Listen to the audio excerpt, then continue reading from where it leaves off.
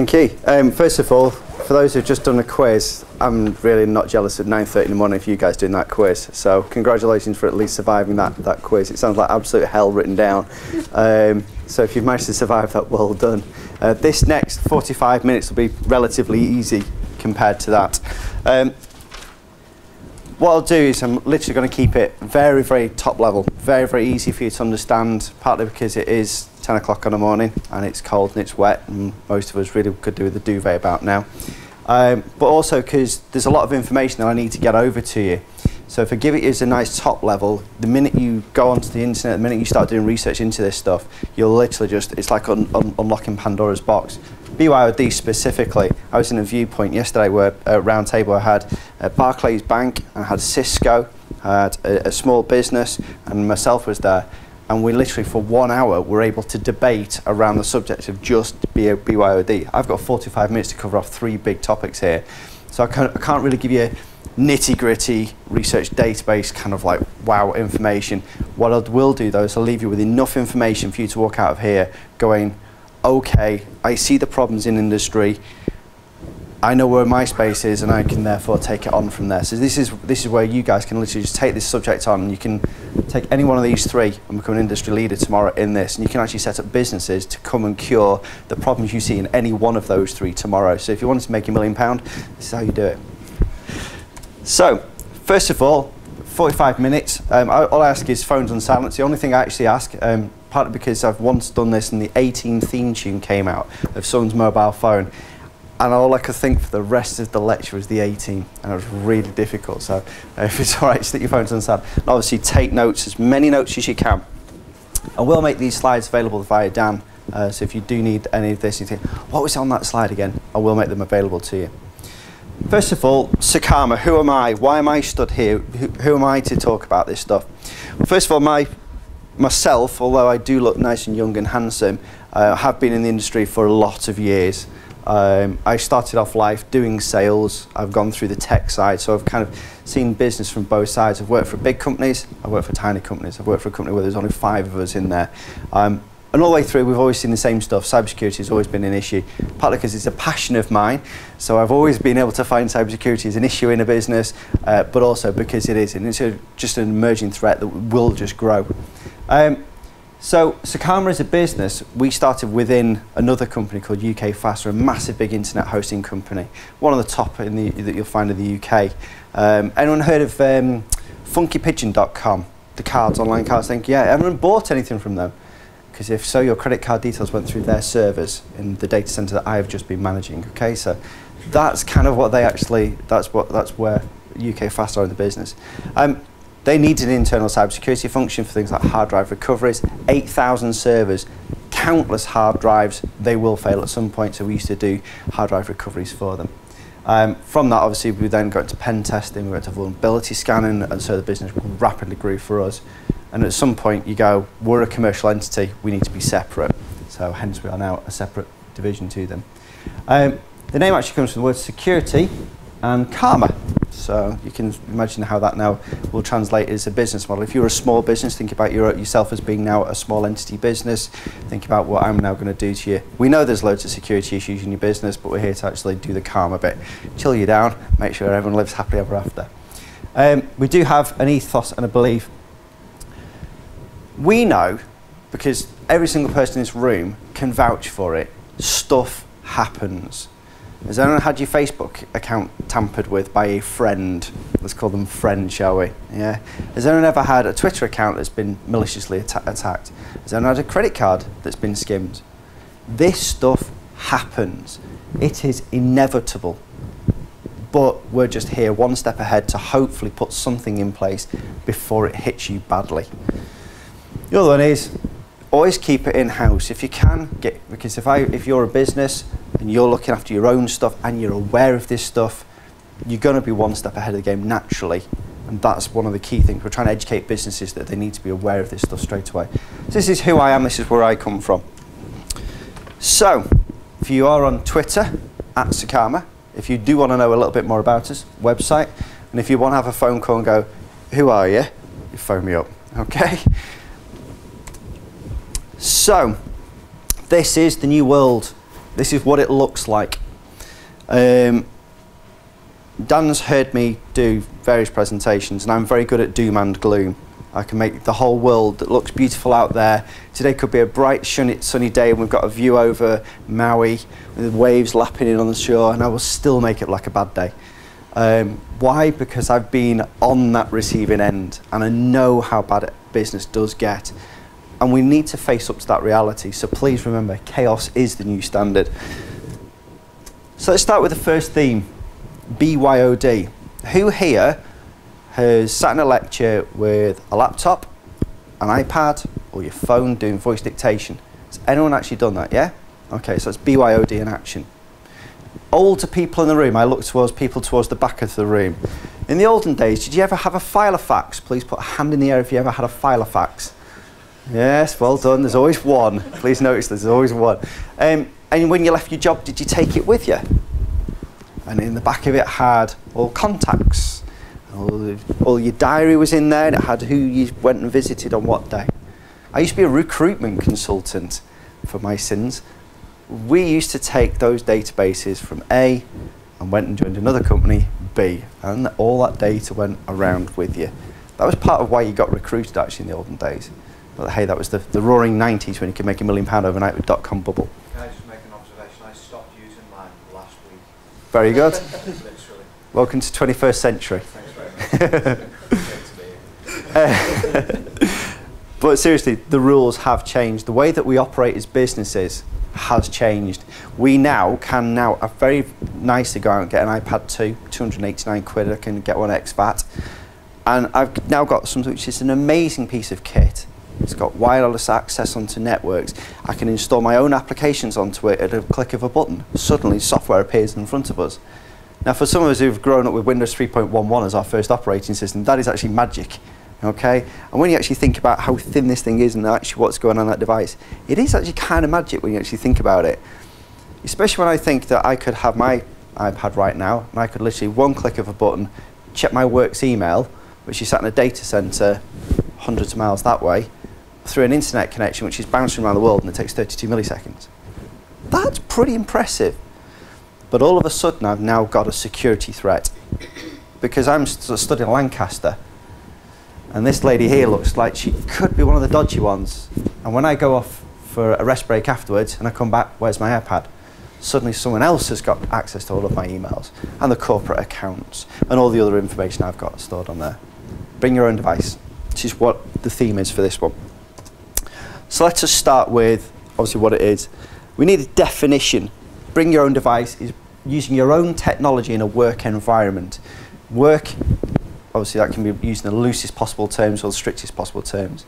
If we are, for example, GCHQ, their work environment has no devices in it. You are only allowed to have the works computer, and this is literally bolted down to the desk. However, you know, Dan's gone around, he's been visiting some very big security vendors. I'd probably say you'll see quite a lot of their own devices brought into the workplace. I do. I've got a mobile phone. I bring my device into work every single day. It sits on my desk next to me. You know, we might have Facebook locked down, but just go on my phone and do it instead, can't I? I use the company Wi-Fi. If there was company Wi-Fi, I'd be able to use that. So suddenly, I'm using my own technology in the workplace. Now, why do you do it? Well, generally, it's because my device is better than your device. The company gives me an iPhone, I've got an iPhone 5. The company gives me a laptop, but I've got an iPad 3. The company gives me one of these little wireless access dongles. They're rubbish. They never work. Wherever you are in the world, it's easier just to go into 3G or onto the local Wi-Fi access point and get better connectivity outbound. My technology is generally better than the corporates want to get. Why? Because they've got a budget. They don't want to suddenly start, would you like a £1,000 laptop? No, but I'm going to save up my own money and buy my own £1,000 laptop. No problem at all. So suddenly the devices are suddenly very, very disparate. Also, my keyboard at home, I'm very used to typing on it, because as soon as I get home, the first thing I do is pick up the keyboard and I start typing. I'm very used to typing on that keyboard. I have done for years. It's my old keyboard. It's actually a PS2 keyboard. It's that old. Yeah, we're talking ancient. And it clicks when you press the buttons. I'm very comfortable typing when I can type very fast on it. I go to work and that keyboard is just fractionally different. All of a sudden I'm typing and you want to try typing your name on the wrong keyboard and suddenly you can't spell your own name. It's impossible, okay? This is very true, and I think there's a few nods going around the room. Yep, you come to uni, you'll use the uni computers and it's kind of, I can't type my own name. Passwords, you only get 3 attempts and then you're locked out. Yep, but I type it 1 million times a day. How can I not type this name? BYOD, I prefer this name of it, bring your own devastation. Yeah, as I say, I'm very good at doom and gloom. Because I always think of, from the hacker, I always think of my evil guy sat amongst us right now. One of you is the evil guy. Which one is it going to be? Which one of you is sat here currently sniffing the Wi-Fi for the other person who's got their iPhone turned on that's going, oh look, there's a Wi-Fi access point. I'm an iPhone, I need to connect. And they're sat next to you with their little device which you're currently sniffing all that, and they've got your usernames, passwords, contact details. Who's done it? Which one of you right now has forgotten to turn the phones off? After all, I'm the security guy stood at the front and I've got a device on the floor down here. Am I the one that's sniffing your traffic? Have you thought about this? There's 2 big rucksacks over there. There's another bag over there. There's a big rucksack over here. Who's got the pineapple? Who's got the fake Wi-Fi access point? You've got to start thinking about this. Bring your own device. It's a fantastic concept. But also think of it from the malicious guy. You are bringing your own devices to university. Who is it who's using that for their own means? Think of it as those. Think about UK Fast, 150 employees, all sorts of devices sat on the desktops. There's no Wi-Fi in that building. Brilliant. You're 28 floors in the air, 384 feet in the air, the highest office block in the Northwest. No Wi-Fi. There's very little mobile phone reception either. And every now and again you'll just see a Wi-Fi access point just appear and then disappear. Who is it who set it up on the phone? A local Wi-Fi access point. Ding. Why? Whose iPhone just connected? What do they get? You've got to start thinking about this stuff. Because when you get into business, this is the kind of issues that they have day by day. And when you start thinking about some of the key industries you've got, as we'll find later when we look at supply chain, a man may make nuts and bolts for a living. That's all he does. There's no security threat there, is he? Makes nuts and bolts. It's not an exciting business, really. But it's part of a bigger supply chain that we have to think about. So, why should I care? Partly because people like me exist in the world, security consultants. Partly because there is policy which is in place which says thou shalt not or thou shalt. Then you get PCI compliance, ISO 27001, ISO 9001, and we roll out all these beautiful policies ahead of us which says you can and you can't. And then you get this little dude here. By the way, you're going to see loads of these. It's from a guy called Hugh McLeod from gapingvoid.com. They're great cartoons, so please, this will keep you amused if nothing else today. The perception is that bad things don't happen to me. I asked before, has anyone had their Facebook attacked? Has anyone had their Twitter? And there was none of this business going on, because generally we don't know. Who's ever had their credit card skimmed? I don't know, actually. Would you want to buy a credit card for $700 and I'll give you $70,000 sat on a credit card right now, CVV number, full identity details. The company that's had the card skimmed don't know it. It is up on the internet. There you are, you can go and buy a credit card today. Completely illegal, but hey, that market exists. Is your card out there? How did it get there? Okay, so we've got to think about these things. Bad things happen, but they don't just happen to other people, they will happen to you. Now put yourself again, you're an SME, you're a small business, you are a retail outlet of 3 people. There's you, there's the cashier, and there's a guy at the back doing stock. Where's your security vulnerability? Okay, bring your own device. So you've got the person on the tillers playing Facebook all day because you're a bit of a quiet shop. You've got the manager upstairs, he's plugged his iPhone in front, charging his laptop, his iPhone up off the machine upstairs. You've got the guy in stores. No one really knows what he does back in the stores, back there counting stuff. All of a sudden, if you put this guy in there, bad things happen to other people, and that won't happen to us, there's only 3 of us. Actually, you can then suddenly say, well, is this stores guy selling stuff out through the back door? Doing a bit of illegal trading, maybe. Is the girl on the front desk plugged her phone into the back of the cash till because they've got a USB point, and she got a malicious app that's on there that's now taking all the credit card details out your till? Don't know. Gotta now ask the questions. So, BYOD is not all doom and gloom. Trust me, it is great for some businesses. think of a massive corporate. Let's go for an oil company. So everyone visualise an oil company. It's a day out and they've invited every member of staff to stand on the campus green out there. So you've got every member of staff from Shell, BP, one of the big ones. Would they fit all of them staff on there? Probably not. Now let's all buy them all an iPhone. Because you're going to say, well, you're going to have a company phone. $200 multiplied by 50,000 staff. Well, that's actually percents of profit. You're not going to be able to get away with that. So, cost of the business is a great saving for most businesses. Students, bring your own iPads in, bring your own laptops in. Saves us having to buy a thing. In fact, we're now going to halve the size of the computer suite because you're all bringing your own stuff in. We'll just offer Wi-Fi instead. Brilliant. Savings to the university is huge. Also, 9 to 5. I can tell you all about 9 to 5. That's a misnomer. It does not exist anymore. The minute that you can access email on your phone, you will get a bleep bleep at 2 o'clock in the morning, and it's from the boss saying, there is a disaster, I need your help. Okay, this now happens in industry. Dan's just spent quite a bit of time going here, there and everywhere all over the world. Fantastic, he's brought his own device, and he can now access his email off it. Fantastic, you can also do an awful lot of, it's 2 o'clock in the morning, he still can't sleep because he's on a train coming up from London. You can now start sending messages out. What happened to 9 to 5? It's now 9 to 2 in the morning, okay? Which is great for business.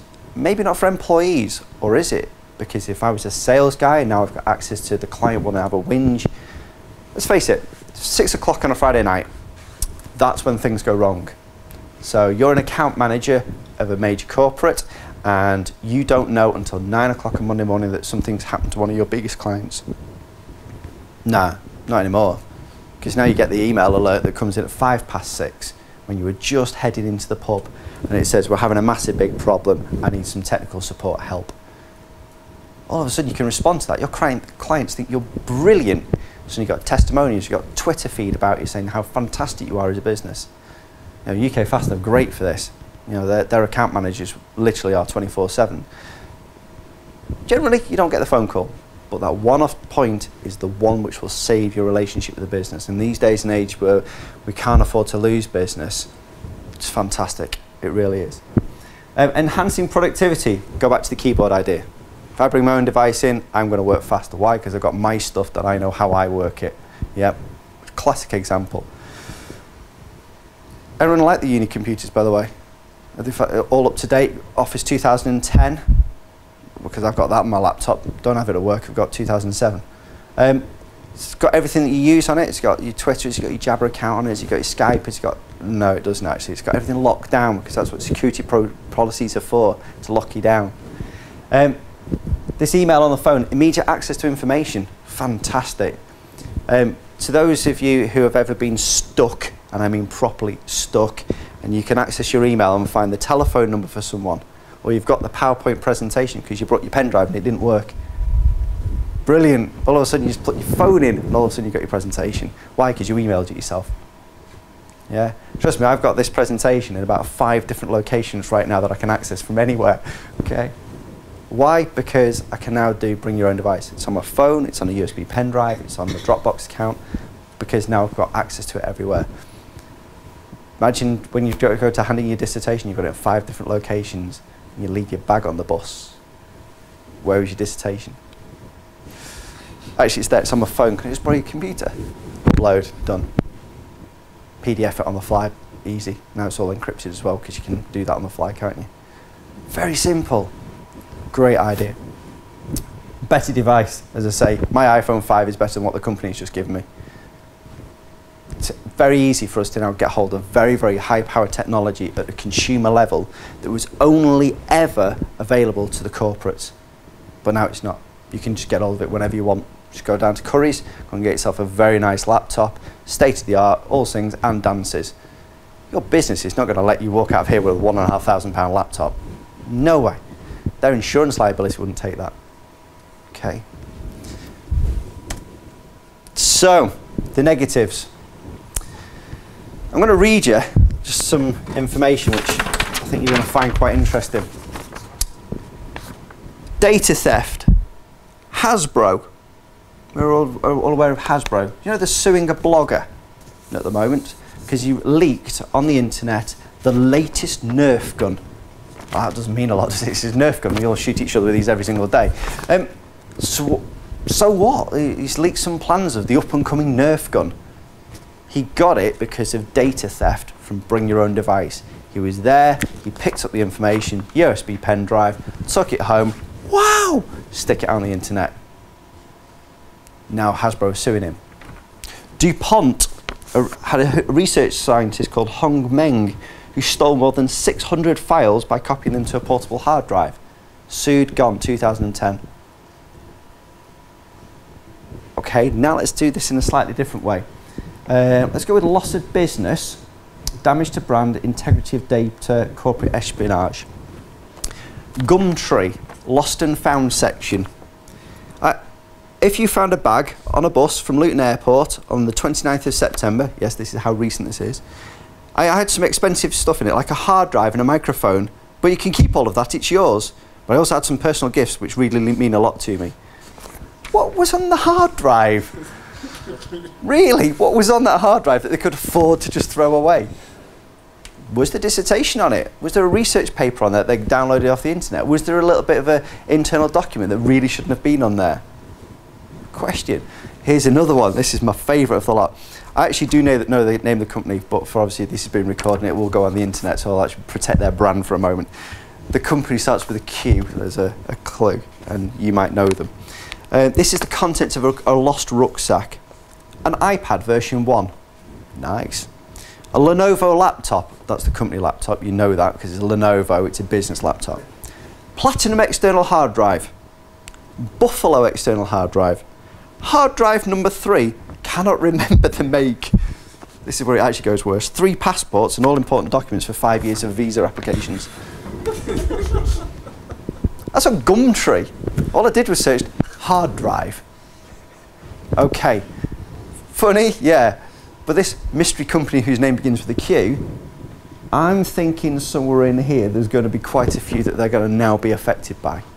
Definitely. Because a Lenovo laptop, that's going to definitely have business. Even if they've used encryption on it, it won't take me long to get around that. The external hard drives probably haven't got the same level of encryption on it. Bingo, I've got the best data pool of information I can get. Very interesting demonstration done by most IT directors at some point they'll do is to buy a set of USB pen drives. Free ones, you know, cost pence to buy. Stick a little email uploader on it and they'll take them around the car park and they'll put them underneath, one underneath every car. How many of you will go, brilliant, and when you get to work you plug it in. Or when you get home you plug it in. And all it does is emails him and says, Daniel Printer's just plugged in. Brilliant. Fantastic. It's done so many times this, and it always catches 80 to 90% of the workforce. Because it's USB pen drive. They're not even expensive now. They are pens to buy, and we still do it. Pick up a pen drive, ooh, what's that? Plug it in, what is it? Have you ever done it yourselves, by the way? Yeah, don't feel too bad about it. You're just normal, okay? But now think about this from a corporate espionage perspective. Okay, now we've got to start thinking about this is the bad guy in the room and he wants the information off your computers at work, at university. Is there anything interesting on your works at the university here on the computer system? Anyone can think of anything at all that's interesting on the campus computers here? Intellectual property rights, dissertations that are all been locked down because actually they've discovered something which is major and actually it's now bound by police that you can't actually release it out. I've got a guy working at UK Fast who's actually done some work on encryption. We don't know what's actually in his MSc and his PhD dissertations because he cannot talk about them. He can only talk about the first one on December the 14th. He's got the day booked off with me. Because he's found something now. It could be he's broken an algorithm like SHA or any of the big ones, MD5. It could have just, that is the chemical equation to undo all encryption. You just don't know what these guys have invented. And it's sat here on the campus computer somewhere because the email have come into one of the lecturers and it'll be stored in a lecturer's email inbox sat there and they've gone, need to notify people. But you won't delete the email, it'll still be there. Now you start thinking about all the access points that are around this campus. And then you start the amount of information. We talk about big data. It could have been another 15 minutes I've got to talk about. Big data is another thing. We've got a huge data pool in this building. All your work. Now, if I wanted to be malicious about it and I was a small operation coming out of Eastern Europe somewhere and I wanted to hack and I wanted to get myself corporate advantage, I'll take out in a university. I'll just come and copy all your stuff. Simple. Why? Because all you guys pick up USB pen drives and plug them in the computers. You've all got free open Wi-Fi here. Great. Let's all log on. But where's that information going to? So please just always remember, I'm fed up of being owned. So, 3 people. We have Jim in accounts. This is Jim. Hello, Jim. We've got Sarah, she's in sales, and we have Dave in IT. There's always a Dave in IT, by the way. Always a Dave in IT. Jim in accounts has plugged his iPhone into his computer to charge it up. That's normal, okay? Anyone who's got an iPhone knows it'll only last 8 hours. Sarah in sales, she's taken her proposal home because she's got to work from home. Okay, I'm guilty of that one. Do it all the time. USB pen drive comes home with me, work from it at home. Why? Because I've got so much to deliver. Fine, it's normal. And then we've got Dave in IT. Bit of a disgruntled Dave in IT, this one. And he wants to leave, so he's stuck he's brought his CV in on a pen drive. Well, he's probably brought it in on a hard drive, actually, because the IT guys tend to have micro hard drives they'll bring him in on. And he's going to stick it on a recruitment site later. Okay, so let's just think about these individuals. Which one of these 3, Jim, Sarah or Dave, is the worst? Who's the one that's actually causing the worst out of all 3 of these? Who thinks it's Jim? Hand in the air. He's just plugged in an iPhone to charge it in the accounts department. No one thinks he's a dodgy guy? Sarah. Anyone see any potential problems with Sarah? She's working on a proposal from home. Right, Dave in IT. We all think Dave's the evil guy. He's just bringing a CV in because he wants a new job. Okay, let's think about this in a different way. Jim from accounts, he's plugged his phone into the front of the computer. However, he's just downloaded Angry Birds, but it's the grey copy of Angry Birds that's got the portal in the back of it, which takes information off it and beams it straight back across the internet to an unknown IP address in Russia. We hear about these apps all the time. We still download from the market space all the free versions because we're tight and we don't want to spend 79p on a game. But we always download the free version first. Do you know it was from the right company? Don't know. So maybe he's just given up all of the company accounts details for the business. Maliciously. Didn't know. Right, Sarah with a USB pen drive. Sarah is actually probably, for me, the worst of the lot. Because in corporate espionage terms, the one thing I want is sales data. Because it tells me who they're working with, how much they're spending their products on, what their products are, how they work generally. But she actually lives in a house share with 3 other people, and they all use the same computer. It's been compromised for a while now. So what's on the USB pen drive when she brings it back in the following day to upload the proposal? Who knows now? Maybe there's a macro virus built into the back of Word. And then we've got Dave in IT. Sunny Dave. Doesn't like his job. That's immediately one threat. He's a network admin who can take down the network on his own. Second thing, he's bringing in a hard drive with auto-run capability on it. His IT. He's already circumvented the stop mass storage, which is built into group policies. His IT. He's turned it off anyway. We know he's done that because he's bringing it in on his hard drive. So we know he's already got around that security policy already. And he's malicious enough because he's looking for another job. What's he going to take while he's there? He can get him escalate his admin rights. He can take everything out of that business. So actually all 3 of them are our worst. But every single one of these right now in the rest of this world, 6 billion people, Dave, Sarah and Jim right now are at work and they are doing this. Okay, so this is kind of the crux of BYOD for me. We think it's normal behaviour. We do it ourselves. We just don't understand sometimes the implications of just bringing your own device in, plugging it in, and doing what we think we do. Always think there's a grey level that might be doing something else. So, Jim with his access to sensitive data, Sarah with the competitor information, and Dave, well, he could bring down the world. Yep, screwed again. So great cartoons. If nothing else, you'll have a good laugh laughing at the cartoons. So what do we do about it? Yes, pepper spray is one option, that is admitted. But this is where we actually, as a security industry, have the biggest problem. Because we can do education. I can stand and talk to every single business there is in the world. And I can tell you all, please don't plug your phones into the front of your computer, even if mass storage is turned off on group policy. Just don't do it. Buy a charger and plug it in the floor. In fact, businesses, why don't you create charging stations in the corner of a building, so that way you're not having your staff playing Facebook all day. Oh, what a great idea. All of a sudden, I've solved the world. Computer policy is a very simple one to do. For 150 people at UK Fast, it took them 2 hours to roll out group policy across the entire business on mass storage. That was it. And we've got support guys who know how to circumvent pretty much everything because they're clever. We've got sales guys who, let's face it, sales guys are always known as being the dodgiest in the world. Luckily, these guys aren't that bad, actually.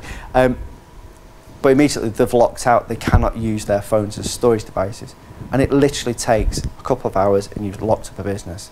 You've stopped one data leak. But this is like a sieve.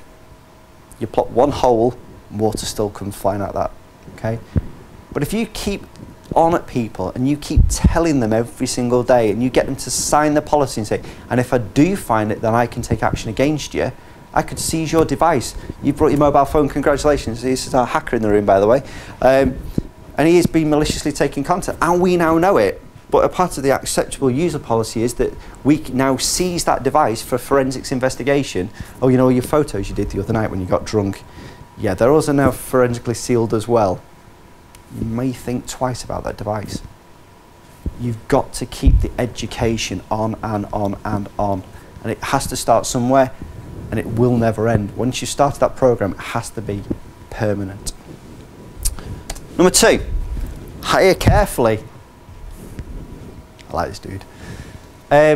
Yeah, due diligence. Advanced CRB checks. Only catch some things. Ask the previous employer what they were like. Think about the previous employer. Have they ever had a security breach from IT and you're trying to hire the IT manager who's magically left his job now after spending 3 months with a gap between the companies? Think about who you hire and why you're hiring them and what skill set they've got. Ask them if they've got any security knowledge before they go, oh yeah, I know how to use Backtrack 5, I know how to use Wireshark, yeah, I'm a bit of a pro on them. Not the kind of guy I want working for me, thank you. Full stop, unless you're working for Secarma, in which case I'll hire you in the spot. Think about doing security checks on people in terms of part of an interview process. Ask them security questions. Again, businesses don't do that. We're desperate for staff coming in through the door. A call centre typically has the first 2 weeks, 30% of its staff leave. That's a huge amount of people to leave continually. What are they taking with them, and what are they bringing with them? Are they the ones with the pen drives from their previous business? Oh, I've got this great data. What else was on it? What else was on that pen drive? Did they take the data off as well while they're at it? Because then they're going to leave in 2 weeks and take that on to the next place. Think about data farmers. This is a term I heard of an American blog, actually. So you've got farmers, and obviously what they do is they grow crops. Think about data farmers. They're growing data pools because all of a sudden they become a valuable commodity to bring into your business. They've got a great big farm full of data that they've just got from all these other competitors here. Think about data farmers, a good concept. Lockdown access. Do you really need access to X? I call it data silos. Silo your data together, so know where what your data is and where it actually needs to be and who needs to have access to it. If you understand your data, you understand then who needs access to the data and how they need access to their data. Do you do it through BYOD?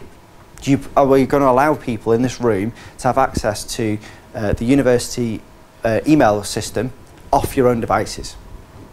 Well, no. You know what? Definitely not. You've got no reason to do that, actually. If you want to use email, come in. Okay? Suddenly it's a controlled environment. But we will let you use maybe the upload facility to upload all your dissertations. That's no problem at all. Yeah, all your homework can come over the internet to us. Really? Is that a good idea?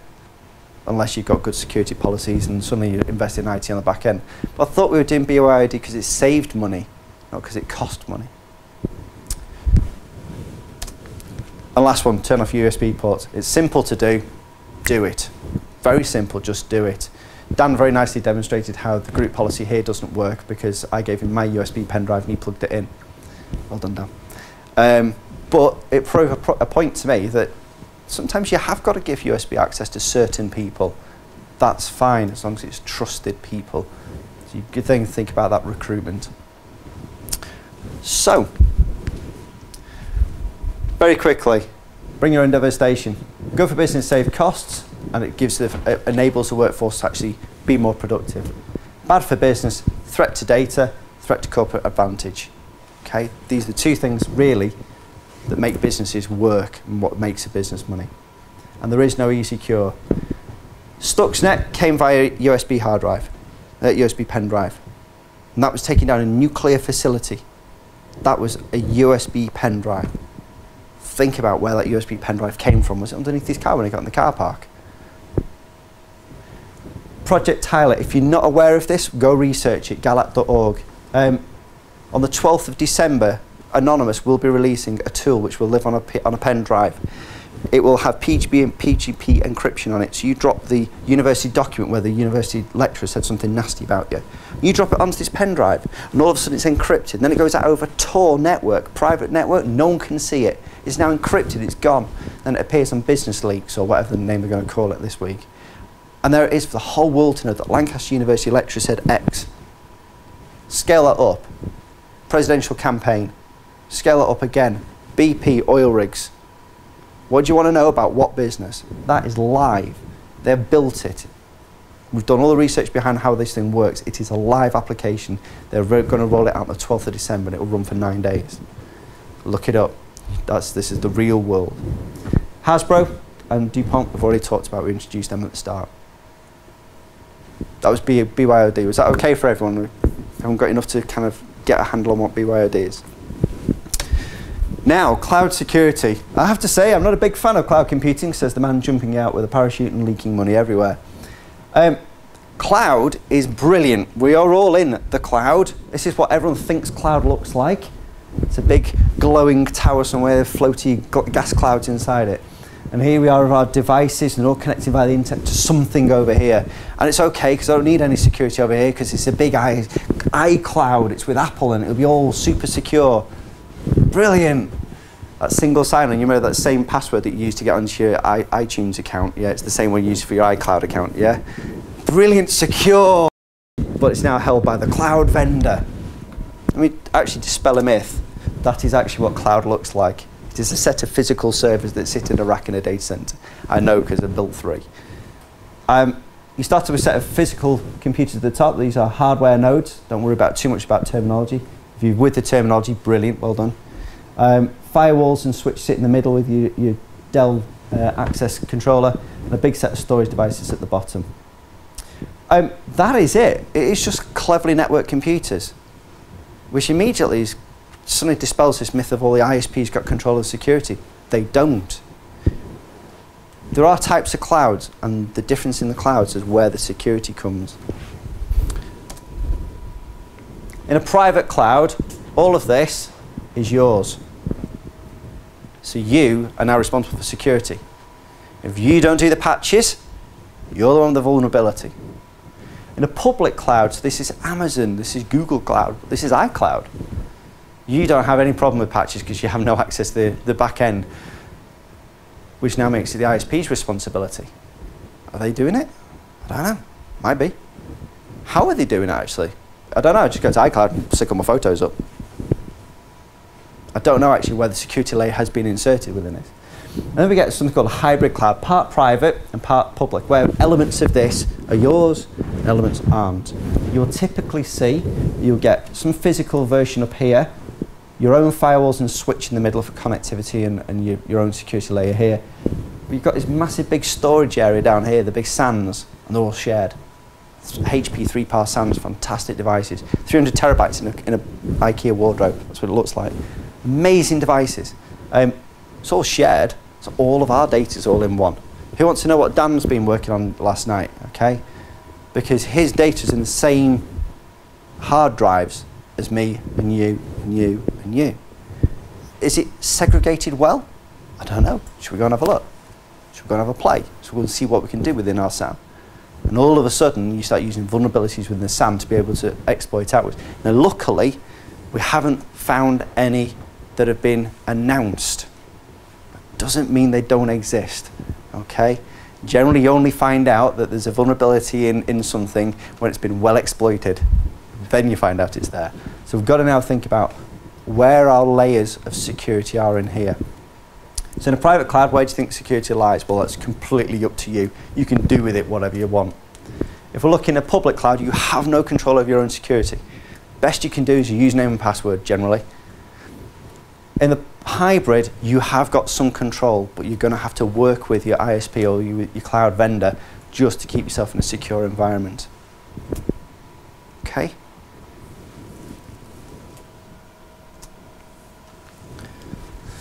So people use the cloud for cost because it's cheap. The ISP buys one cloud and you can resell it 1 million times over. Ask Amazon. They've only got about 5 or 6 clouds they've ever bought. They just keep recycling over all them profiles over and over and over. It's brilliant. It's like having buying one car for the rest of your life. And it's got 5,000 different users of it. What a saving that would be. Scalability. My cloud's this size. My cloud is now that size. And then it's this size again. Brilliant. Elastic computing. But no one ever buys clouds for security. That should set a warning bell off to people. And how many businesses now migrate to the cloud for savings in cost, not security? And they stick everything into the cloud. Brilliant. Probably not your wisest move. The trick is down here at the ISP level, to be honest with you. It's whether you can actually work with that your vendor, your cloud vendor, to actually create the security layer for you. But always forget, Douglas Adams, great line, somebody else's problem. Teflon shoulders, it's his problem now. Yeah, we went into the cloud and they are managing all my security for me now. They're ISO 27001, ISO 9001, PCI DSS 14001, PAS 2060. They've got all of the qualification. Great, they'll look after it for me. Do they know how to build a cloud, actually? Have you ever asked them, do you know what you're doing? Because the sales guy will always tell you, yeah, of course we do. We've got 10,000 people using this. 9,999 have been compromised by the remaining 1. Again, just think about that grey layer, okay? So here we go with our private cloud. Security, it's all dedicated resources. And yep, you can be the next Google with your own private cloud. UKF has got several massive clients with their own private clouds. The layers of security in there are huge. They're in complete control. They've got wrapped VMs up with all sorts of encryption on the fly, you name it, it's in there. Brilliant. They've got a lot of money to be able to do that with. Go back to this small little business of 3 people working from a little retail outlet, and he goes into the cloud because he needs a website and he needs to put his email up there somewhere. Is he going to afford this kind of a level of technology? No. And it does split down very nicely into this compute segment, so you kind of, where the brains are working away and you're doing computational work. Then you've got your network, how you're actually going out across the internet and how you actually pathing between servers. And then of course you've got your SANs, your storage area. Very nicely it segregates out. Then I'm going to show you this one, which is a public cloud. Shared hypervisors. Are you fully segregated from the next guy? There's been all sorts of rumours about Amazon's EC2 cloud, whereby actually if you buy one of their brand new instance off them, it could just be a change of a password and you're using the last guy's instance, and there have been reports of data still being in those accounts when you go in. What? Hang on a minute, this is Amazon. I thought they knew how to run clouds because they've got 10,000 customers. Brilliant. Security, where is it? Then we've got VMware, we've got Hyper-V, we've got Zen, all tried and tested environments, fantastic. Look for the key technology, but which cloud vendor's going, oh yes, we use hypervisor, we use a Zen also. They're not going to tell you the ingredients that go into it. This is like KFC's magic mix. They're not going to tell you how it works because it's their protected IP. In the middle, iSCSI, fantastic. Dead cheap, not secure. Fibre channel, fantastically secure, not cheap at all. What's the vendor going to tell you they use? They're going to say, oh yes, we use fibre channel. Can they prove it? Can you actually find out yourself, actually? Probably not. Then obviously down at the bottom, shared SAN. How segregated is all this data? I'm not a fan of this OpenStack that's been coming around recently. Open source cloud technology, fantastic. You can create your own cloud in your bedroom. brilliant, open stack, go and download it, it's great. These are backed by massive big organisations, well and truly tried and tested. This one, NASA was the pilot. Okay, I thought NASA was breached recently for someone who's looking for UFOs. Is it secure? I don't know. It's open source. So actually I can work out where all the vulnerabilities are in the code because I've got all the code in front of me. Brilliant. Open source versus not so open source. And then come down to the key question. How does the end user know the ingredients in this cloud? You don't. It's a cloud. It's got some hygroscopic nuclei and it's got some water and it rains occasionally when the data falls out the bottom. Think about that cloud and how much reliance we put on it. How many Apple device users are there in the room, by the way? Are we all fairly Appled up in the room? Yeah, it's a few nods. Okay, great. All using iCloud, I can tell you, because you're all using your backup, because if you ever lost your device, you want to get all your data back. Yeah, fantastic, great. It's cloud, it's vendor. Have you ever thought to ask Apple, what do they use for their infrastructure for their cloud? Do they use Zen hypervisors? Did you know what Zen hypervisors were before this lecture? No? So, the fix, cost versus risk. You give me £1 million, I'll make you the most secure cloud known to mankind. If you've got 50 quid, we're gonna struggle. Cost, risk. Small little SMEs, the little S's of the SMEs, the 3-person retailer who gets himself online with a nice little cloud, he's gonna struggle with security.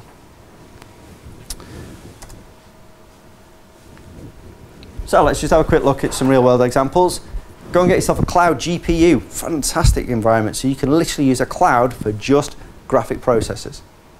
Only problem with that is there's no real world application for it. Even the guys who do heavy rendering like Pixar and people like that can't use them because by the time you've uploaded your movie for rendering, it's taking you 3 days.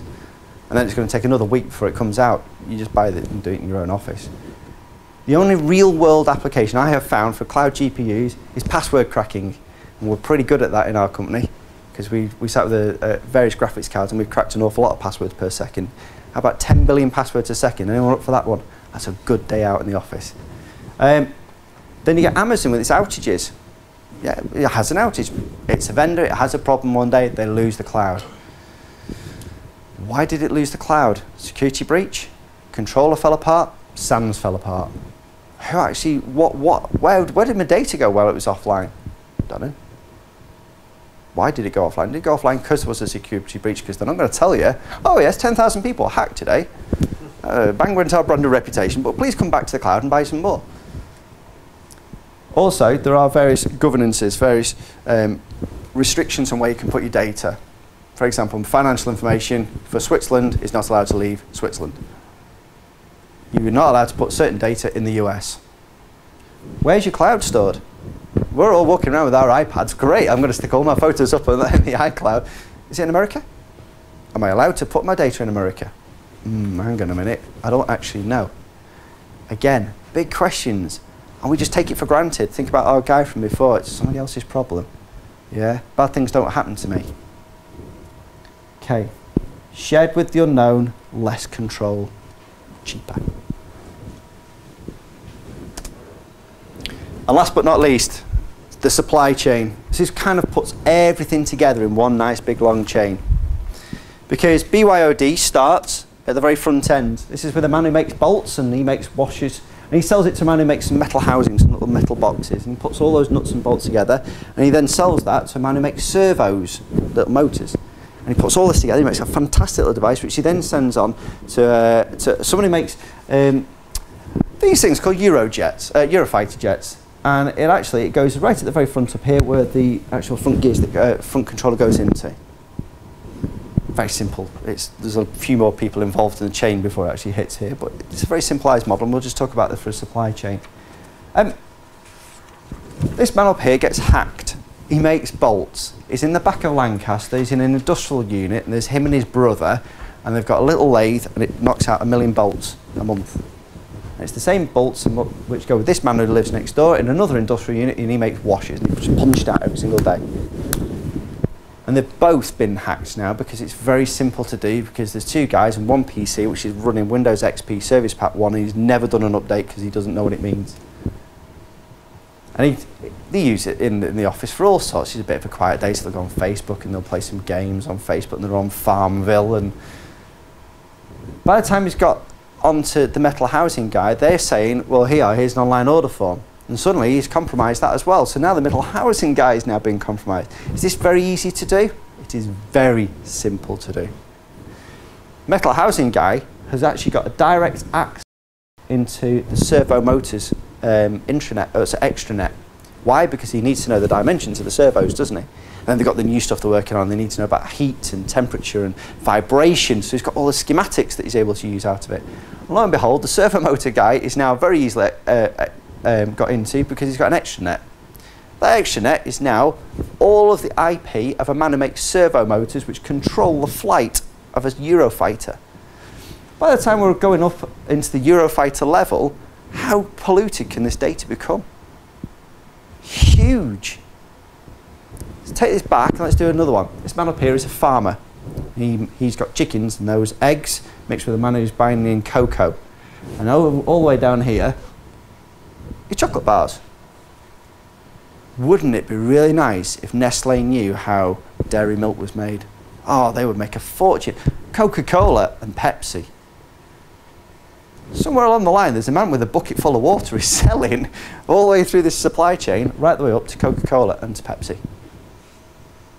That supply chain is absolutely open to abuse. Why? Because there's so many small vendors in there who can't afford security layer. So, everybody needs an evil plan. Everybody. So, intellectual property, that's the prime theft. We hear so many times about China. China's taking everything. Great. Do something about it, people. Wake up, smell coffee. Do something. Trading figures.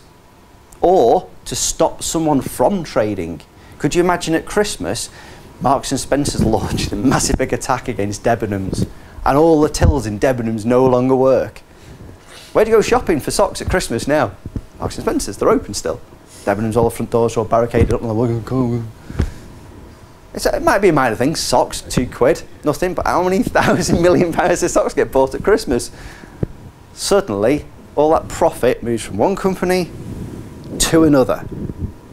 And how do you get into it? There's a massive big set of vendors who are talking to Debenhams and to Marks and Spencer's through the back office systems, doing all the trading in the back end. Competitor espionage is huge. There's no denying it happens in the world. Okay? That you just have to accept it and just work with that. If you're going into your own business, you now have to think about how you protect yourself from that line. Who is your threat? Who is your competitor? Understand your competitor, understand how much of a threat they are and what they're prepared to do to get hold of you and to take you off the market space. And don't forget BYOD inside a threat. Do you want to come and work for us? Welcome to Secarma. Actually, we're a bit worried about her because her previous company was actually one of our old competitors, but it's great. She brought this data on a USB pen drive for us. Thanks for that. Boom. Suddenly, we've just lost everything. And yet we hire people because they have worked in the same industry, because they've got knowledge of the industry. Brilliant, come on board, all you fantastic competitors. As I say, I can take the greatest world and make it look horrible. But this is real. This is not something I'm just making up on the spot. This is real and it happens all the time. Whether we're talking at businesses which are important to infrastructure, we're talking at government level, or we're talking at smaller businesses but they've got very, very high IP. The university here is absolutely going to be a target for me if I was ever going to come and start making millions out of the world. Why? Because you've got that much IP locked up in here. Shall I go to the chemical engineering? What do they know about computers? Let's go over there.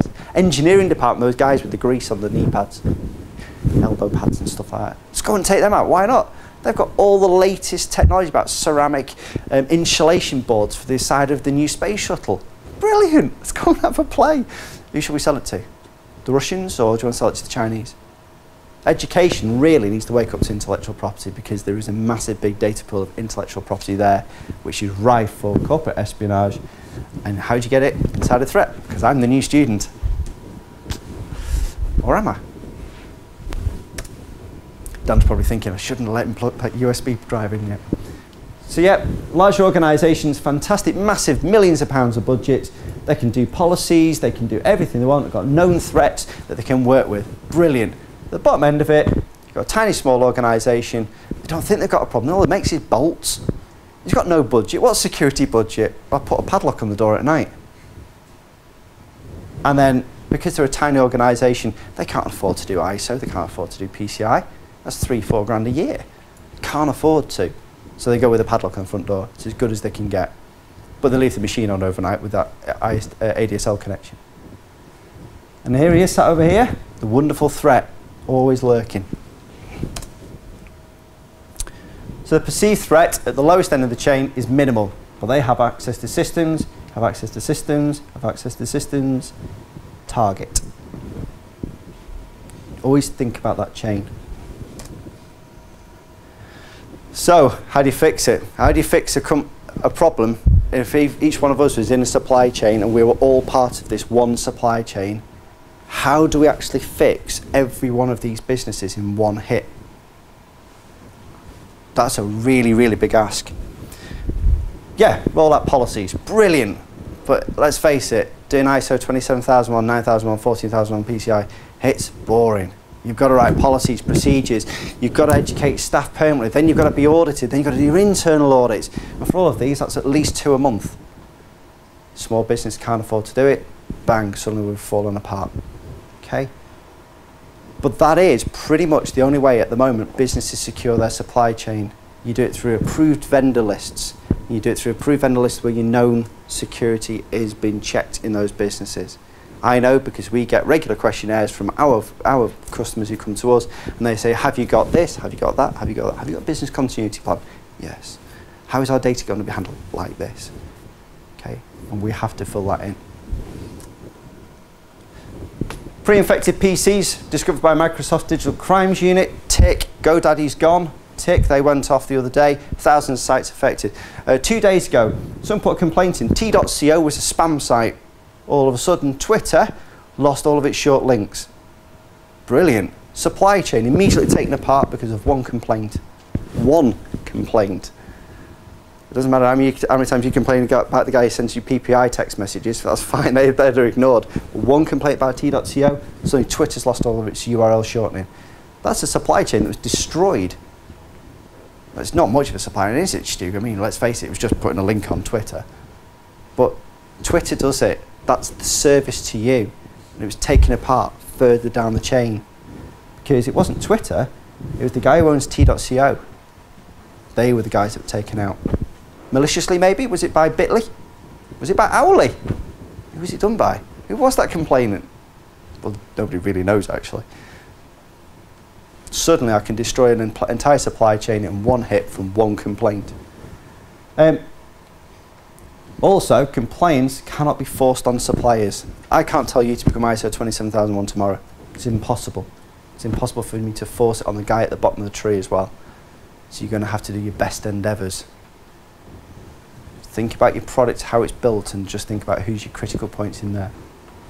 So, nearly at the end, these are 3 themes for today. BYOD, we started off very nicely. We talked about our little tiny devices that we can bring into work, we can destroy the universe.